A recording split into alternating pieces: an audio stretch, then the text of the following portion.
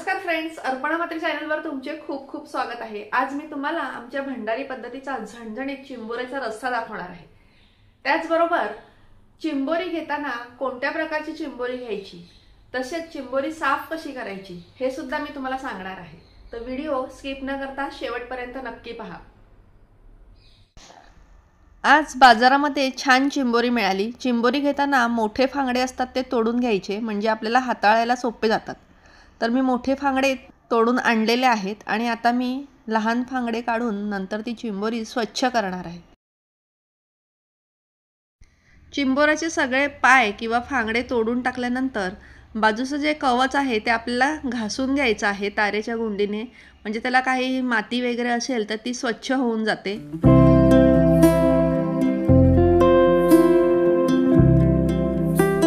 अशा पद्धतीने चिंबोऱ्याचं कवच स्वच्छ घासल्यानंतर मागच्या बाजूला हे एक कवच असतं, हे काढून घ्यायचं आहे आणि आपल्याला स्वच्छ नळाखाली हे धुवून घ्यायचं आहे। इथे काही घाण असेल, वाळू वगैरे असेल तर ती स्वच्छ करून घ्यायची आहे।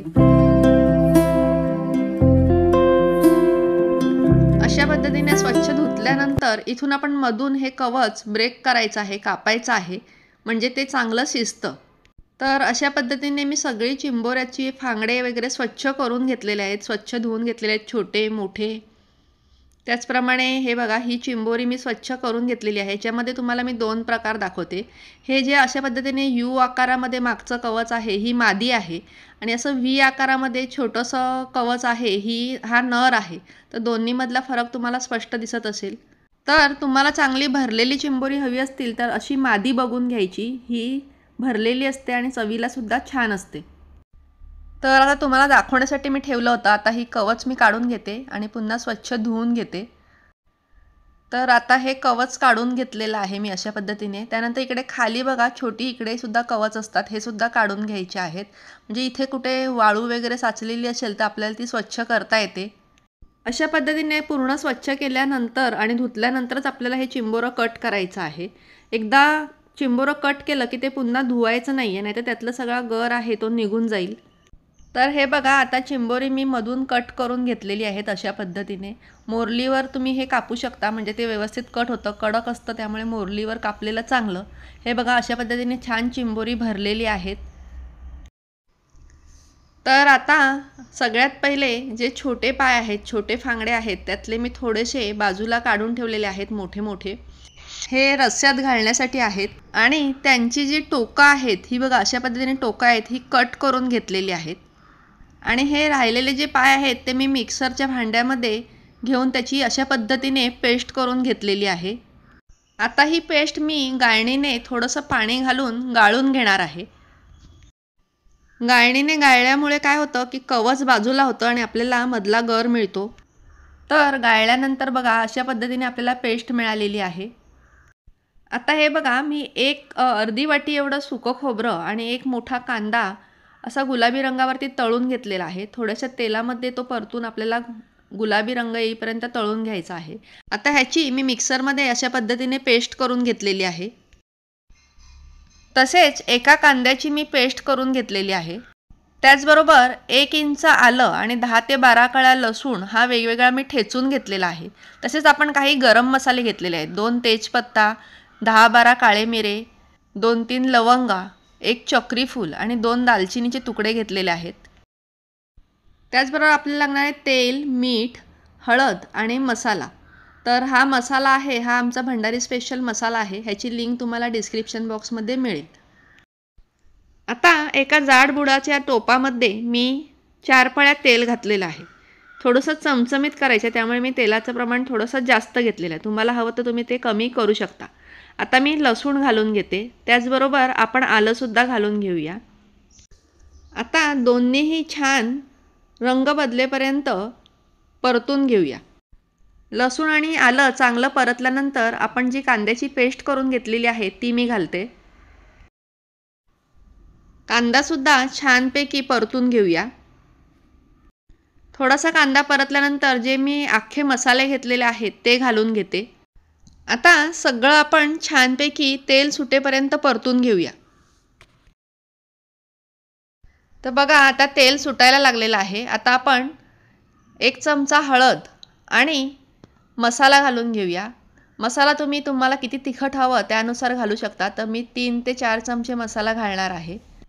आता मसाले सुद्धा परतून घेऊया।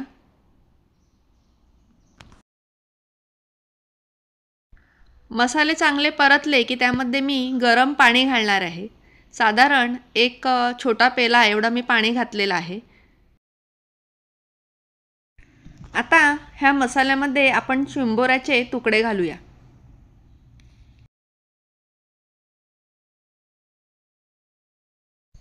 आणि आता हे चिंबोरी आपण छानपैकी मसाल्यामध्ये घोळवून घेऊया।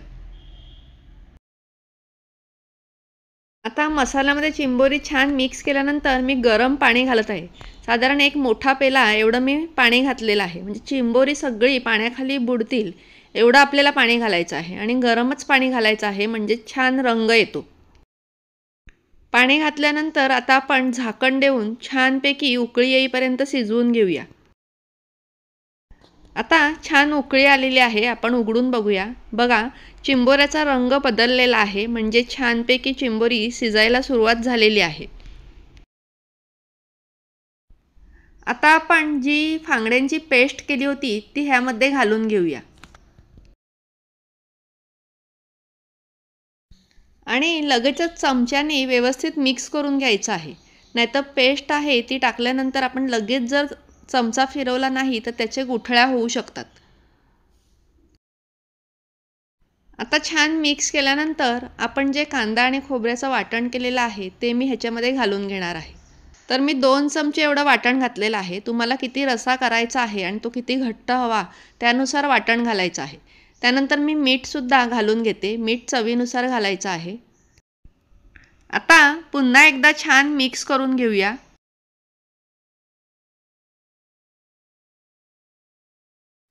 आता छान मिक्स केल्यानंतर मी झाकण देऊन 5 मिनिटं पुन्हा शिजवून घेणार आहे। तर झाकण ठेवून एक 5 मिनिटं झालेले आहेत आणि बघा चिंबोरी छानपैकी शिजलेली आहेत। चिंबोरी शिजायला फार वेळ लागत नाही। त्यांचा रंग बदलला आणि एक चांगली उकळी काढली की आपली चिंबोरी रेडी। आता आपण ही सर्व करून घेऊया। बघा किती छान तरी आलेली आहे। तर हा चिंबोऱ्याचा रस्सा भाकरीबरोबर आणि भाताबरोबर छान लागतो। तर मी छानपैकी तांदळाच्या भाकरीबरोबर सर्व केलेला आहे। काय तर मग आमच्या भंडारी पद्धतीची झणझणीत चिंबोऱ्याच्या रस्स्याची रेसिपी तुम्हाला आवडली का? नक्की कमेंट करून सांगा। व्हिडिओ आवडल्यास लाईक आणि शेअर सुद्धा करा। अर्पणामध्ये चॅनल तुम्ही पाहता परंतु जर सबस्क्राईब केलं नसेल तर सबस्क्राईब करा। बाजूला बेल आयकॉन असते ते सुद्धा नक्की प्रेस करा म्हणजे माझ्या सर्व नवीन व्हिडिओचे नोटिफिकेशन तुम्हाला लगेच मिळेल। तसेच माझा इथे फोटो आहे, या फोटोवर तुम्ही क्लिक केलं तर तुम्हाला सबस्क्राईब बटन सुद्धा मिळेल। स्वस्थ राहा, सुरक्षित राहा आणि खात राहा। बाय फ्रेंड्स, नमस्कार।